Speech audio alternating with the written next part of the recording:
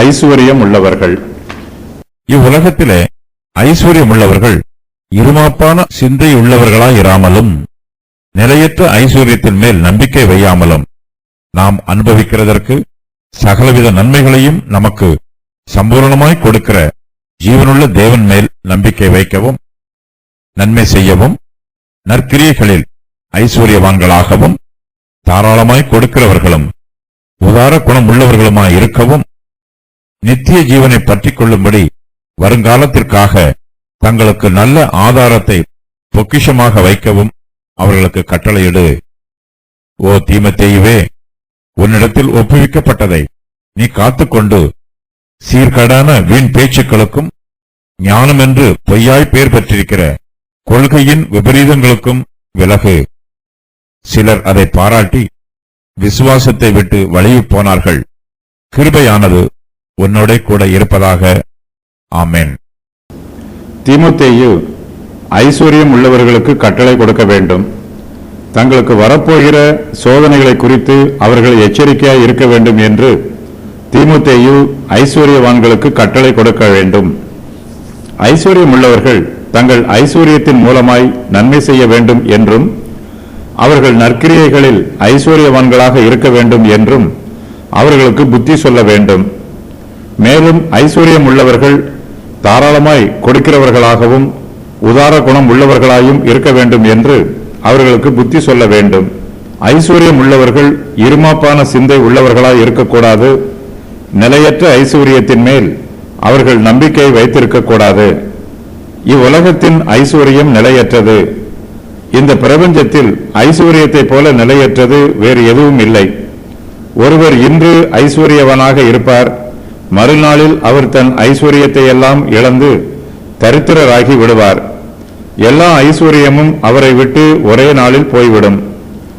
ஐஸ்வர்யம் உள்ளவர்கள் தேவன் மேல் நம்பிக்கை வைக்க வேண்டும்.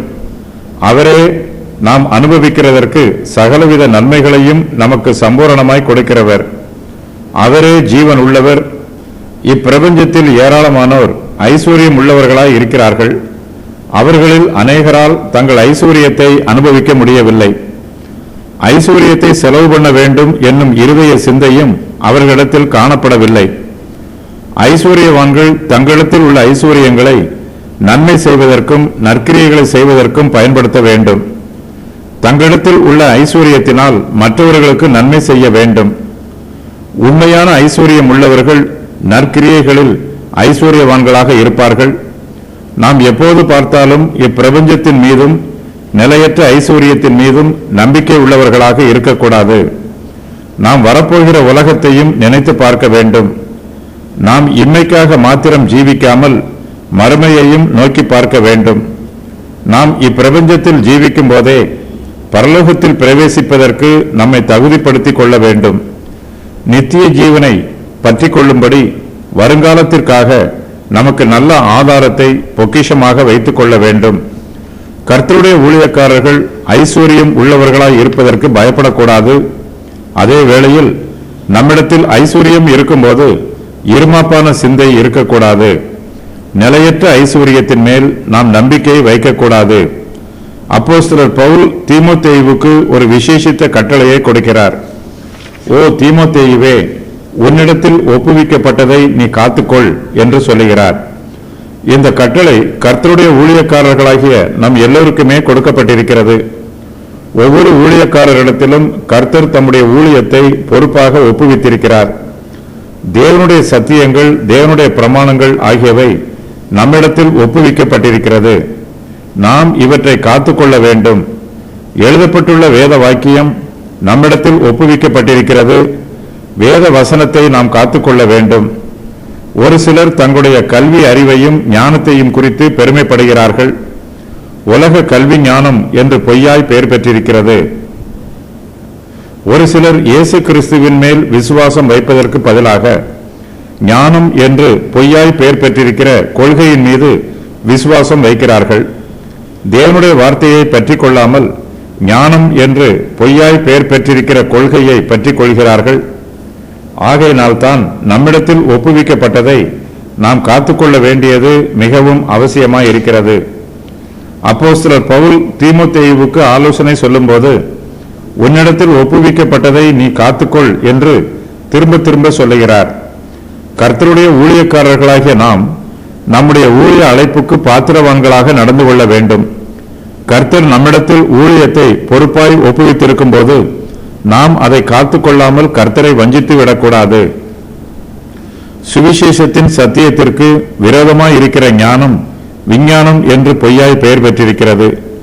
நமக்கு கர்த்தரை பற்றும் விசுவாசமே பிரதானமாய் இருக்க வேண்டும். விஞ்ஞானத்திற்கு மேலாக தேவனுடைய வார்த்தையே நமக்குள் உயர்ந்திருக்க வேண்டும்.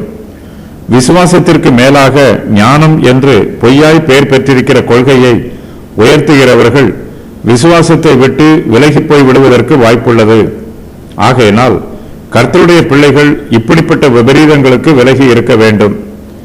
அப்போஸ்தலர் பவுல் ஜெபத்தோடும் அப்போஸ்தல ஆசீர்வாதத்தோடும் இந்த நிருபத்தை நிறைவு செய்கிறார். கிருபையானது மகிமைக்கு அச்சாரமாக இருக்கிறது. கிருபை மகிமையின் ஆரம்பம். தேவன் எங்கெல்லாம் கிருபை கொடுக்கிறாரோ அங்கெல்லாம் அவர் தம்முடைய மகிமையையும் வெளிப்படுத்துகிறார். ஆகையினால்தான் பவுல் தீமோத்தேயுவை வாழ்த்தும் போது, கிருபையானது உன்னோடே கூட இருப்பதாக, ஆமென் என்று சொல்லி வாழ்த்துகிறார். ஐஸ்வர்யம் உள்ளவர்களுக்கு கட்டளைகள். இருமாப்பான சிந்தை உள்ளவர்களாய் இருக்கக்கூடாது. நிலையற்ற ஐஸ்வர்யத்தின் மேல் நம்பிக்கை வைக்கக்கூடாது. நாம் அனுபவிக்கிறதற்கு சகலவித நன்மைகளை நமக்கு சம்பூரணமாய் கொடுக்கிற ஜீவனுள்ள தேவன் மேல் நம்பிக்கை வைக்க வேண்டும். நன்மை செய்ய வேண்டும்.